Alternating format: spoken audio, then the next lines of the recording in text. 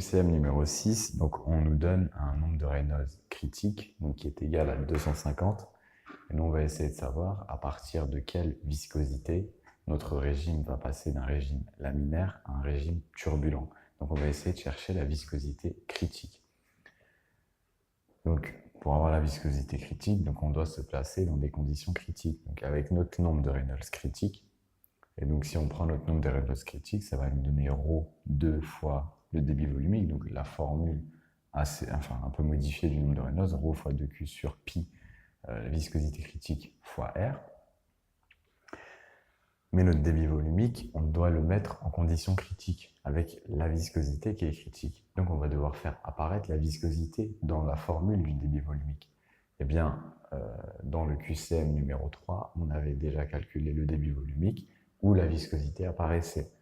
Et donc, on aurait ρ2 divisé par pi état critique multiplié par R, multiplié par le débit volumique, qui en fait vaut pi R à la puissance 4 sur 8 état critique, multiplié par grand L, multiplié par ρ G grand H, donc la formule qu'on avait trouvée tout à l'heure. Notre nombre de Reynolds critique, donc, il peut se réécrire. Ici, notre ρ et notre ρ vont se multiplier, donc on va avoir ρ carré. On va avoir 2 sur 8 qui nous donne un quart, donc on aura un 4 au dénominateur, multiplié par pi r à la puissance 4. Donc ici, notre pi et notre pi vont se supprimer. Et notre r à la puissance 4, donc on n'aura plus une puissance 4, parce qu'on va le supprimer avec ce r là, mais une puissance 3. Donc on aura r à la puissance 3, multiplié par l'intensité de pesanteur, multiplié par grand H, divisé donc par notre état critique, donc notre viscosité critique, qui vont se multiplier les deux. Donc on aura viscosité critique au carré, multiplié par notre grand L. De là, on peut encore modifier parce qu'on sait que notre grand H, il vaut 1,5 L. Donc si on modifie notre grand H et qu'on le fait égal à 1,50 L, on peut supprimer le grand L.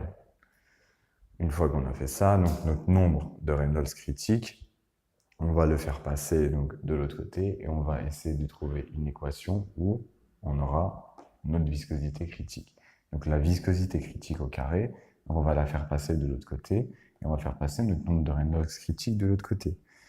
Donc ce qui va nous donner cette formule-ci, avec la viscosité critique au carré, donc qui va être égale à R cube rho carré G grand H qu'on a remplacé par 1,50, donc on aura 1,50 divisé par 4 fois le nombre de Reynolds critique. Et notre L, bien sûr, a été supprimé. 4 fois le nombre de Reynolds critique. Donc, pour avoir notre viscosité critique, on va mettre à la racine, parce qu'ici, elle était au carré. En mettant à la racine, donc, on retrouve la même formule, mais à la racine. Et ensuite, on fait l'application numérique, donc avec notre rayon toujours en mètres, 5×10-3 au cube. Notre masse volumique, toujours en kilogrammes par mètre cube, donc 1100, mais on a déjà fait la conversion, multiplié par 9,81 l'intensité de pesanteur, multiplié par 1,50. Tout cela divisé par 4 fois le nombre de Reynolds critique qui est donné dans l'énoncé, qui est de 250. En faisant l'application numérique, on trouve 47 millipascals par seconde. Donc notre viscosité critique, elle est de 47 millipascals par seconde. Donc si on a une viscosité inférieure à 47 millipascals par seconde, eh bien on va avoir un régime qui commencera à être turbulent.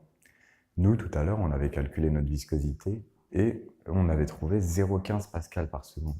0,15 pascal fois seconde. Donc, ça fait 150 millipascals fois seconde. Donc, ça veut dire que notre viscosité, elle est bien trop grande pour qu'on ait un écoulement laminaire. Un écoulement turbulent, pardon. Donc tout à l'heure, on était bien dans un régime laminaire, d'accord, avec une viscosité assez importante pour permettre l'écoulement laminaire.